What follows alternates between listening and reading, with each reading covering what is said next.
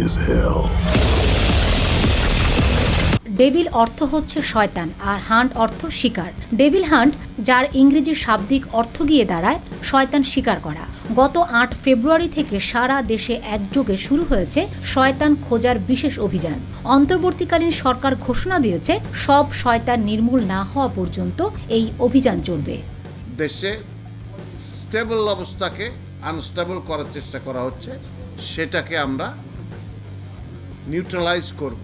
বর্তমানে দেশের আলোচিত বিষয়ে পরিণত হয়েছে অপারেশন ডেভিল হান্ট বা শয়তান ধরার অভিযান। দেশীয় গণমাধ্যমের পাশাপাশি আন্তর্জাতিক মিডিয়া এ নিয়ে গুরুত্বের সাথে সংবাদ প্রকাশ করছে। দেশব্যাপী একযোগে শুরু হওয়া এই অভিযানে নাশকতাকারী, সন্ত্রাসী, দুষ্কৃতকারী, ফ্যাসিস্ট দোসর, খুনি, দেশবিরোধী ও গুরুতর অপরাধ চক্রের সদস্যরা একে একে গ্রেফতার হচ্ছে। ডেভিল যতদিন পর্যন্ত শেষ না হবে ততদিন পর্যন্ত অপারেশন চলবে।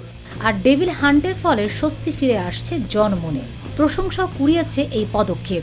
সামাজিক যোগাযোগ মাধ্যমে এই অভিযান আরও জোরদার করার দাবি উঠেছে।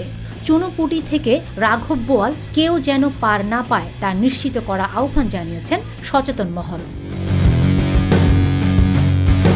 এদিকে শয়তান ধরার অভিযান নিয়ে বাংলাদেশের বিরুদ্ধে অবিরাম মিথ্যাচার, প্রোপাগান্ডার সংবাদ ভারতীয় মিডিয়া ফলাওভাবে প্রকাশ করছে। টাইমস অফ ইন্ডিয়া এক প্রতিবেদনে বলছে, অপারেশন ডেভিল হান্ট অভিযানের আওতায় বাংলাদেশের নিরাপত্তা বাহিনী ১,৩০৮ জনকে গ্রেফতার করেছে। প্রধান উপদেষ্টা মোহাম্মদ ইউনূসের নেতৃত্বে অন্তর্বর্তীকালীন সরকার সকল শয়তান নির্মূল না হওয়া পর্যন্ত অভিযান চালিয়ে যাওয়ার প্রতিশ্রুতি দিয়েছে।